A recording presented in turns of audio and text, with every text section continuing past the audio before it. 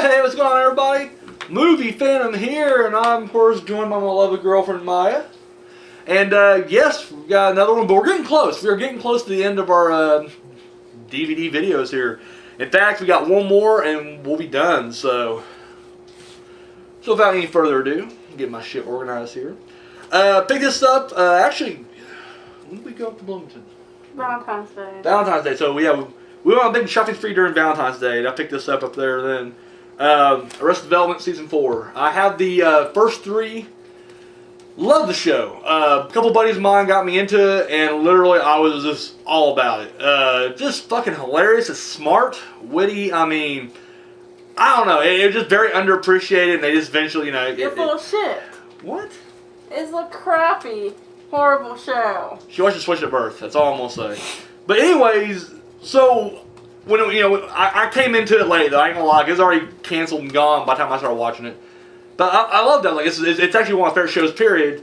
So I kept waiting. Everybody. The rumor was there was like a movie and bring the show back, and but when it finally did come back, it came on Netflix only, and I didn't have Netflix at the time, and I was like, fuck. So I hope they they release it, and they finally did, and then of course I came across it pretty cheap actually, and boom, hit it up. So horrible. No, and this one crap.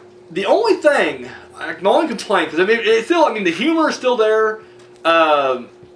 Actually, it fits right in. The only thing I don't like is it's the way they tell the story. Like seasons 1 through 3, it's pretty much linear. For the most part, they have flashbacks and whatnot, but for the most part, it's literally told. Boom.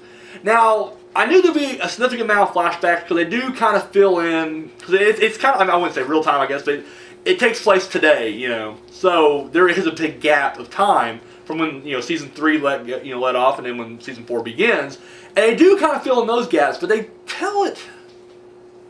It's like everybody has their own episode, and I don't know when we marathon watched this, or I should say I did. She didn't really watch a whole lot of it. It was crap. It was just very confusing. It was just like it was all running together for me, and it's crap. So at some point I'm gonna have to watch it again, and It's crap. give it a review.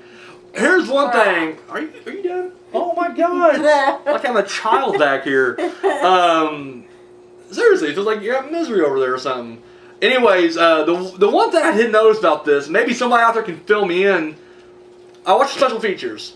Now I don't know if you might have seen this or not, that they know what I'm talking about, but Michael Cera, who I always heard was the reason that the show took so long to get back together. Anyways, he was like the holdout. He was like, I'm a star now. And Anyways, he was on here as associate producer or some shit like that. And I was like, well, that's kind of weird. But I'm sure, that's just what he did. That's one of his contracts. But I noticed that when I watched the featurettes on here, there was no Michael Cera at all. Everybody fucking, contributed to the interviews and all that. And yet there was no Michael Cera hardly. And I was like, really?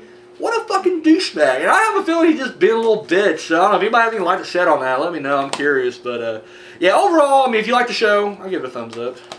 Angel, or Maya does not, so. Thumbs down. It's weird because we go to, we have our places we go for DVDs and whatnot. We went to the library and found this for $1. In really good shape, too, and I was just kind of surprised. I haven't seen it in years. I haven't watched it, since then, but Bad News Bears, the original. Yeah. You ain't gonna beat that for $1. Christ's sake. We got Bay of Blood. We did a review, or I did a review. This is maybe right before you moved in, actually. Yeah, fucking awesome. I was just blown away by how fucking sweet that movie is. Bay of Blood, got that. Alright, now you guys know me. Typically when we do these things, I pick up a romantic comedy or, something like that, and, spoiler alert, we're going to be doing this later, and it sucked balls, but, anyway, I always pick these movies up, and then I'm saying how horrible they are. She's like, yeah, that's great, I love it. Well, she's also like this with, religion. Her two big things seem to be, romantic comedies and religious movies. And, yeah, I tend to just fucking shit on him big time. I'm talking, right, and it's just drizzling down his face. She bought Fireproof. I did not care for that. Just thought, I don't know, couldn't get into it. Kirk Cameron, who is just becoming a bigger douche. Although, the whole debacle with him and Kirk Cameron Saves Christmas, the movie, where, he tried to, him and his religious fanatics tried to storm the gates of Rotten Tomatoes. The whole thing was funny to me, so I mean, I don't know. But anyways, I digress.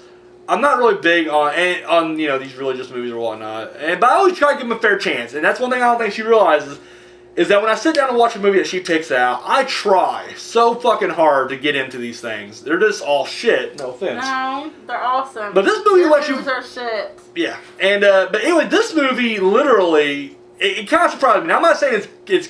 I'm not even gonna say it's great. It's not great. It's great.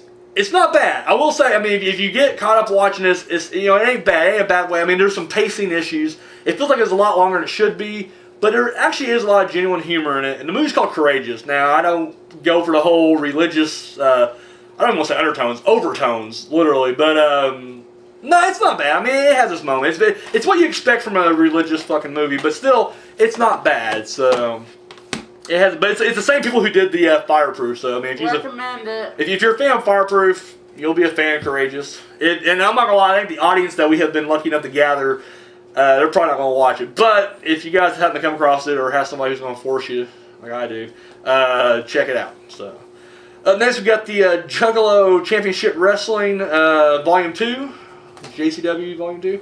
And this is just embarrassing at this point, I guess. When I was younger, I was a huge ICP fan, and grew out of it. I think like a lot of juggalos do. I was never that obsessive. I never did the whole face paint and shit like that. I'm wearing a mask instead. But anyways, no, I mean, but I was a fan, and like even now, I can go back and listen to that early shit, and I really get into it. But they were, also big into wrestling like I am. So whenever I found out they had their own wrestling, company, I was just like, I fucking jizzed my pants. So I saw the first one online, and then I actually saw both of them online, and I came across this at the Half Price Bookstore. So picked it up for $1, and yeah, I like it. The best thing about these are, because like the wrestling isn't really there. It's the commentary, because it's ICP doing commentary, but they have like their own like alter egos, doing it, and it's good stuff. Mm-hmm. All right, up next. For Christmas, whenever, someone who don't really know me that well asks, like, what do you want for Christmas? I'm just like, give me a DVD. Just give me a DVD. I'll be happy with it. And I realize now I need to start specifying, give me a horror DVD, because I got this DVD this past Christmas. The Last Keepers. I haven't seen it yet. Apparently, it deals with witchcraft, so, I mean, it's like, it looks like a Hallmark movie. Like a Hallmark Channel movie of the week, although it's not the Hallmark Channel, so it's like a generic Hallmark Channel type thing.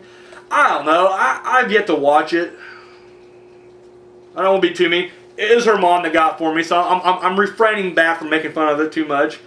Because, I mean, she didn't know what to get me. She just clearly picked it up and it's like, hey, he'll like this. It's a movie. I'm hoping she read the back of it and seen there's witches, and that's why she picked it up for me, but I've yet to watch it. I'm sure it's a classic. She got this. One of the few horror films she does like, or series she likes. This is the 4-pack of the Leprechauns. It has 1, 2, 3, and then 4 in space. And I'm a big fan of Leprechauns. I really am. I like these. I mean, I don't care how cheesy or goofy they get. It's just my kind of shit. We've actually reviewed 2 of these, didn't we? One of them on your show and one of them on our show, didn't we? I don't remember. I can't remember either. I'm pretty sure we did, though. But, yeah. Leprechauns. Big fan. Not a fan of the fucking remake they just did. That was fucking garbage. Oh, excuse me. We just ate lunch, and I got, like, indigestion like a motherfucker over here. Alright, we got, I picked up, before I showed you I had a Lethal Weapon 1 and 2, and I got the other 2, 3 and 4. So, yeah. Just classics. Actually, we just rewatched, we watched 1, 2, and 3 pretty close together recently. And I will say 3 is better than I remember it, because I remember 3 being my least favorite, and I still think it is. But at the same time, it was just like, I don't know, actually, I had it lower for something. Like, I'm just like, it wasn't, I mean, I didn't say it wasn't that good, but it just, it wasn't, I don't know. Usually whenever I make references, it's 1, 2, and 4. I never really bother with 3. And I don't know, after rewatching 3, it is a lot better than I remember it. And of course, 4 is just awesome. I mean, I definitely love the, Chris Rock's character coming in. And this is my first taste of Jet Li. Like, I didn't know who Jet Li was, prior to this. So, but yes, this good stuff. He went for Lethal Weapon 5. Even though they did do Lethal Weapon 5 on the It's Always Sunny, which is fucking gold. Actually, in the last season, they just did Lethal Weapon 6, so fucking awesome. Okay, I've only seen a couple episodes of this show, The Masters of Horror. I saw the Don Coscarelli one, which is like an incident on and off a mountain road. And it was alright. And this is, I like this one better, and it's kind of weird because I'm actually more of a Coscarelli fan than I am a Stuart Gordon fan, but this is Dreams in a Witch House, and I really dug that. I thought it was kind of a cool little thing there. And I'm sure everybody's already seen it, but I need to get on the other ones, actually. But we can skip this one. This is Monster in Law. It's Monster in Law. Go ahead. I'm sorry. Give us the thing. It's about this. I'm going to pick my nose while she's doing this. No. Don't mind me. I'm just pick my nose. This guy. Oh, yeah. He Yeah, it's good. Oh, it's falls good. in love with a girl, Oh. so after his mom went crazy, and she There's turns nothing on there. I was joking. I mean, I was picking my nose, but there was no boogies on it. Won't pick her nose down. I'm sorry. Yeah, it's a fucking awesome movie. It is. So, anyways, I can't. I'm sorry. That's one that I tried. I really did. I can't do it. There's a movie that I liked better the second time around. The first time I watched it, I don't know what I was expecting. I guess I know what I was expecting. This is when Seth Rogen was kind of like first blowing up. I mean, at this point, he's already been like knocked up, and he's doing cameos and shitload of movies. So the movie's Observe and Report, and I guess when the first time I watched it, I guess I was expecting to be more straightforward. I mean, I don't know, just more, I don't know, Seth Rogen-ish comedy, but it's very dark. I don't know, and the second time I watched it, I definitely dug it a lot more. It's like Taxi Driver, but it's like Paul Blart meets Taxi Driver. I don't know. Enjoy it. I enjoy it. Second time around, it's better. This is fucking horrible right here. I got Santa Claus Conquers the Martians. Boom. I've watched this originally on Mystery Science Theater 3000, and fucking loved it. And it's just an example of how those movies are good when you have the running commentary on them. And when you watch them without the commentary and just watch the movie for what it is, you're like, wow, this is a piece of shit. I need Joel here to rip on it. So, yeah, it's pretty. I feel like this is a movie that if I had a movie night here and, invited, all the, the crew and just rip on it, it'd be fun. But unfortunately, when you don't have a crew with you to rip on it, it's tedious and it's a chore to watch. We can't remember who took these up. I don't know if it's her or me. Now I'm a fan of the Saw series. Unfortunately, these two are my least favorite. I'm not saying they're like horrible movies or anything, but they're just my least favorite of the 7. We got Saw 3 and 4. Initially, I just had 1 and 2, and that was it. Because they're just my 2 favorite, and I was like, I don't really need the other ones. I eventually I think 5 was really good, or I can't remember which one I liked better. I like 5 better than 6. I can't remember. Whichever one had the insurance guy in it, that's the one I like, my next favorite.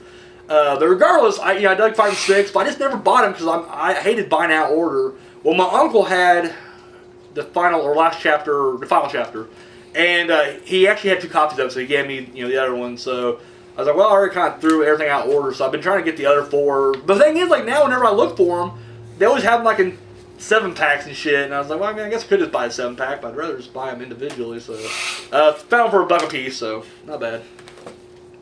Here's a movie that, it's another example of a movie that I'm sure that if I watched it a lot younger, I would have liked it more. This wasn't quite as bad. I mean, I did enjoy it. It was definitely better than, Golf Punks was. This is National Lampoon's Senior Trip. Yeah, just goofiness. Interesting little side story here. It was co-written by Marlene King, who does Pretty Little Liars. So I thought that was kind of interesting. But other than that, yeah, it's just kind of the same-o. I'm a fan of spaghetti westerns. I don't know enough of them to really get into them, but I came across this for a fucking $1. It was a 12 film set that was entitled 10,000 Ways to Die, the Spaghetti Western Collection. And I've only seen one so far, Now They Call Me Sacramento. And I thought it was pretty good. I mean, for what it is, it's a, cheesy fucking shoot 'em up, but I enjoyed it, so I'm curious to see how the rest of these play out. So I got a bunch of these little like 12 box sets, and I'm slowly chipping away at them. But now I didn't hate this next movie. This is another one that she kind of dragged me to go see, but it wasn't the worst thing. I mean, it wasn't great either, but it wasn't the worst. If I remember correctly, this is your movie of the year though last year, wasn't it? Right here. No. Oh, it wasn't. Oh, never mind then. Oh. But anyways, but she did really like this one. Will Smith? got the best actor, All right. best villain, or something like that. Yeah, best supporting actor what you had down as. But anyways, this is Winter's Tale, and I could go on a rant. I'm not going to. I will say I did like Will Smith's portrayal of Satan. I mean, I thought that was kind of neat. That's what his portrayal is, just the fact that he was Satan. Because like this guy won't play anything but a good guy in anything, and then here he comes out of nowhere as fucking Satan. So I was like, that's kind of crazy. But other than that, yeah, I didn't care for her, but she's big on it. We got Wrong Turn. I don't know why I didn't have this in the collection sooner. I'm a fan of all of them. Like every one of them. Like there's 6 of them now, right now, I think. And I like all 6 of them. So yeah, I've been actually meaning to pick them up. I got 2. I had 2 for the longest time. I actually forgot which one I had. I can't remember if I had 2 or 3, but I have 2. I have 1 and 2, so I need to get the other 4. But yeah, I enjoy it. And then finally, our good friend, the man with no name, he actually picked this up for his nephew, and turns out he already had it. He's like, "You want it?" And it's wound up being like our 1,000th DVD. Is that what it was? No, 1,100. Well, yeah. It was 1,100. It was something, but WWE Slam City, I guess the first season. I believe this is on the WWE Network now. It's a fucking kiddie show, and basically the premise is all the wrestlers have to they get fired from wrestling, and they live in Slam City, which is I guess where WWE's based out of, and they have to get regular jobs. So like John Cena's a mechanic, and Kane's a fucking cafeteria cook. It's just, you get the gist of it. So, but then like they always end up wrestling each other. Like it just every little like episode winds up being a wrestling match. Wrestling. I know, but it's funny to say wrestling. It's wrestling. It's I'm the wrestling fan. You should. My You don't have the input. You're not even a fan. My mom and my aunt talks about it all the time, and she said wrestling. I'm like, no, it's wrestling. Calm down. Just relax. So, anyways, however, there is one character on here I really dig. Now, I haven't seen season 2. I watched this, and I enjoyed it. I mean, for what it is, every episode's like, I don't know, 2-3 minutes long. I mean, they're very short. But there's the villain is called the Finisher, and this guy he has mastered every finishing maneuver. And I think that's why has this gimmick not been used yet? I mean, seriously, that's fucking awesome. But I tell you now, I have a feeling it's Triple H. I think Triple H is the Finisher. It kind of has a Scooby-Doo feel to it anyways. I'm sure in season 2 they're going to reveal, rip the mask off, and we're going to see it's fucking Triple H. But other than that, I really dug it. It's just funny. It's it's a harmless little thing. But you like the big comfy couch. I don't want to hear it. I liked it when I was a kid. So anyways, there we go. We actually, this is the second to last. So tomorrow will be the very last DVD update. We'll finally be completely caught up. And yeah, that'll be it. So on behalf of myself, that's Maya, out of here.